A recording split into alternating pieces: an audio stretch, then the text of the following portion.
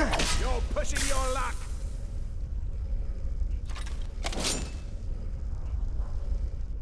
Good afternoon.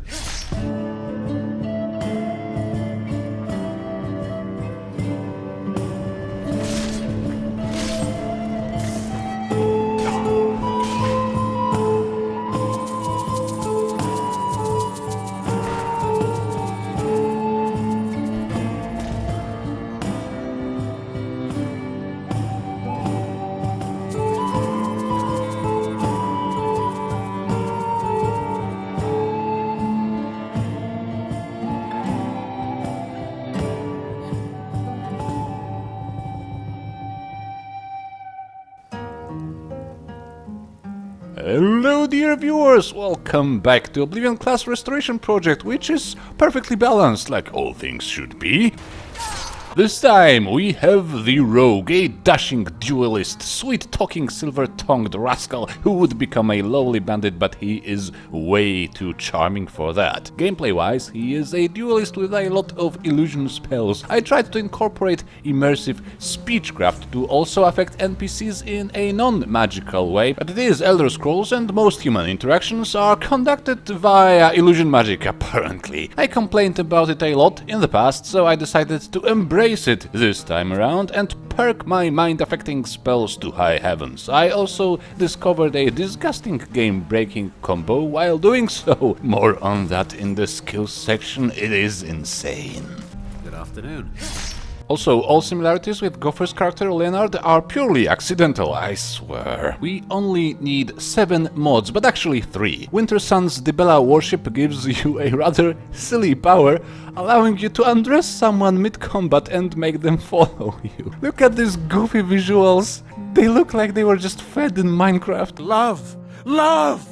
Initially I thought religion is irrelevant for this rascal, but actually he treats seduction and subterfuge with deadly seriousness. Outwardly he may behave like everything is a joke to him, but that's only because inwardly everything is equally grim and significant, especially seduction and subterfuge. We also have Odin for those sweet command spells, Summermyst for most of our enchantments, and obviously Vokriii for the win. There is a lot of fun ahead if you use Immersive Speechcraft with calm and command spells. You can, for example, calm everyone and with high enough speech force them to hand over their weapons and all other valuables. You can also lure any NPC to a secluded location and mug them then.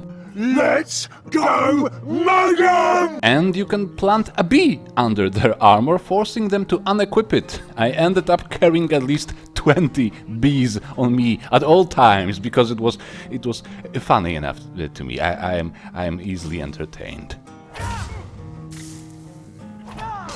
Honed metal may be necessary on higher difficulties to improve at least the chest piece and the dagger. I tried to use the items from loot chests and shops, but it may just not be enough on legendary, unfortunately. For the looks, we have the Duelist Longcoat mod. It's a direct port from legendary edition, so it may be a little bit low res to some tastes. It looks cool enough for me, so I used it.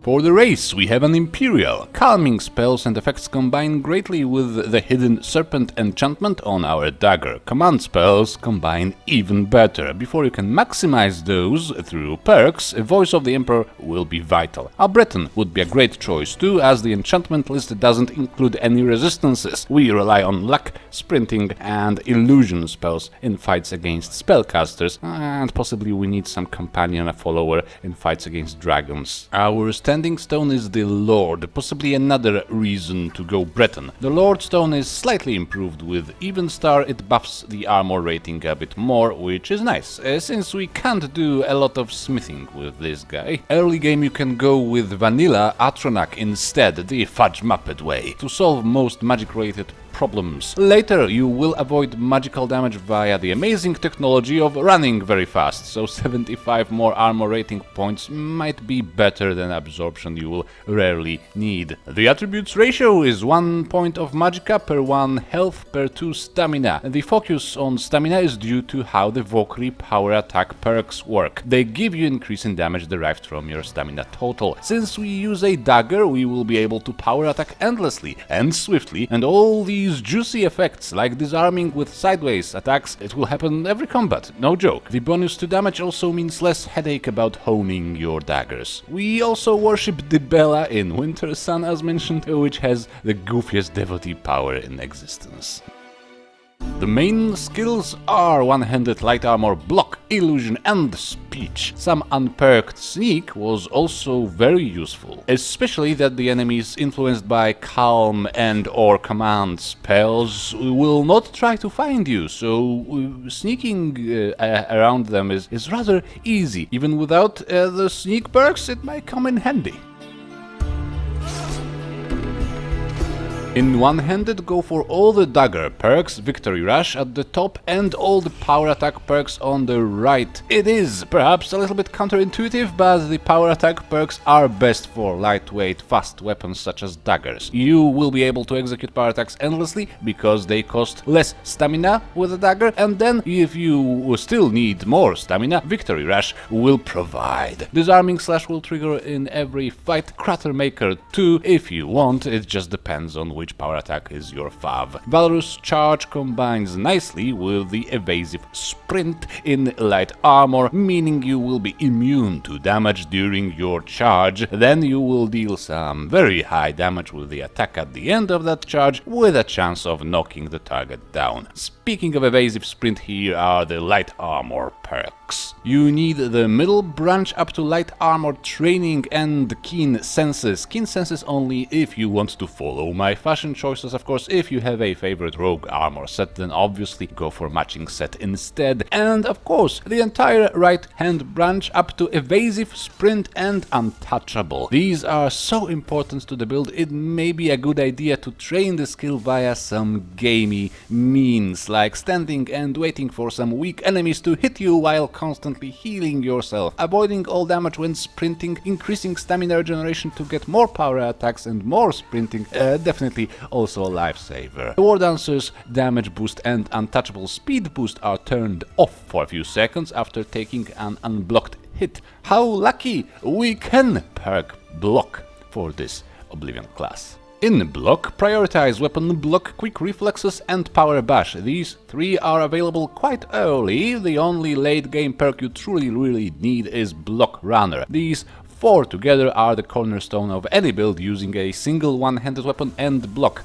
They allow for easy dodging and power attack interruption. But since you will power bash quickly with little cost in stamina, Dragon Tail is a fine addition to, giving you another way of knocking people to the ground. The speed of your power attacks and bashes allows you to stun lock single enemies. The combat style is a little bit less effective when you have a few enemies to deal with at once, but luckily there is illusion.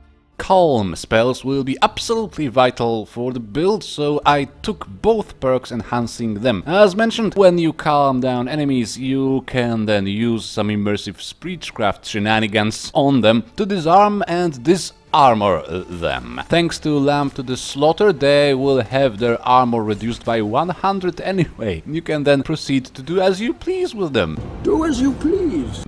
Some backstabbing, perhaps? Most likely. As also mentioned, the Rogue's combat style is absolutely amazing in one-on-one fights. A well-aimed Pacify spell can grant you a one-on-one whenever you need one.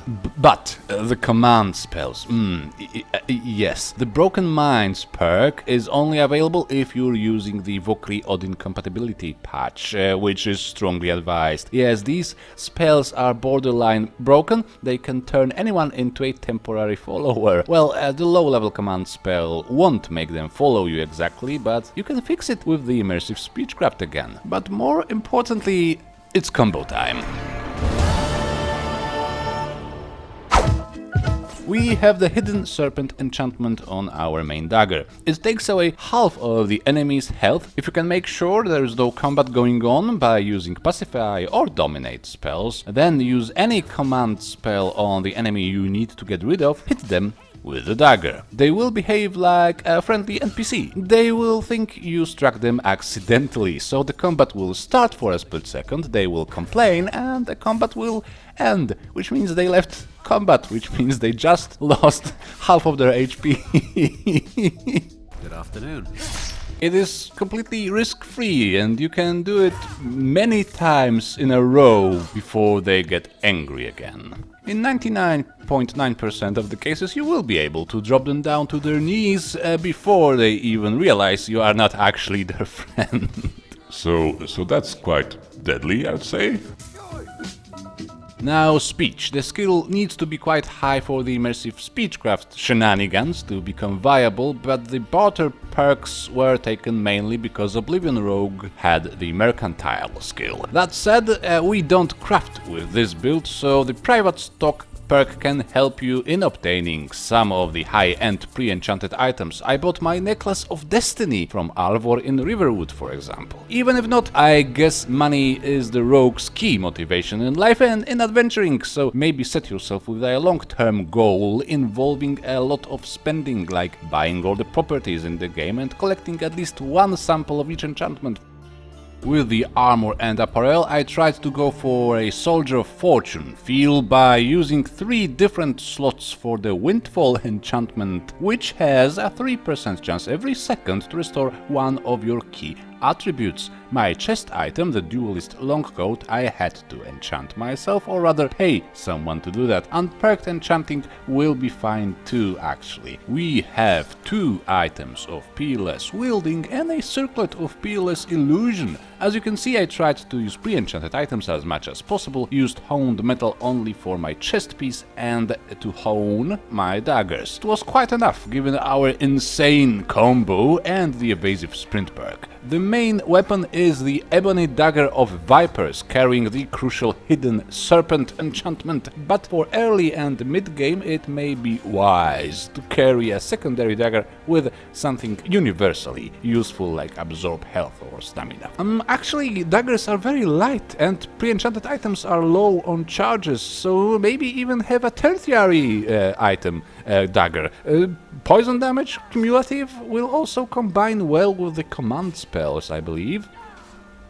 The spell list is pretty obvious. Simply go for the best Calm, Fear and Command spell. Rout enhanced with the Terror perk can be used to disarm whole groups quickly, if you don't feel like talking them into it via Immersive Speechcraft. Since your magicka will be relatively low, you may need to use the basic low-level variants, at times even late game. Try to use Unperked Sneak to observe them and make an educated guess as to what level they might be. And since we will be good at bartering, using the Captivate spell, which makes prices even better, can help you with that property acquisition goal.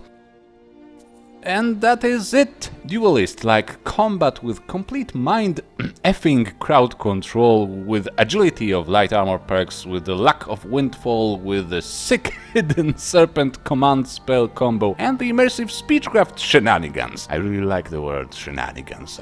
I need to use it more often. Shenanigans. I am off to do another build. Next week we will likely have something unrelated to Oblivion classes, but related to Oblivion in general. It may be a very interesting one, so stay tuned, subscribe, like and comment. More likes means I want to make more content means more likes. It's a loop. Jugglers and singers require applause. You are a Gamers! I hope you will have fun with this one, and we will see each other again. Bye! Bye.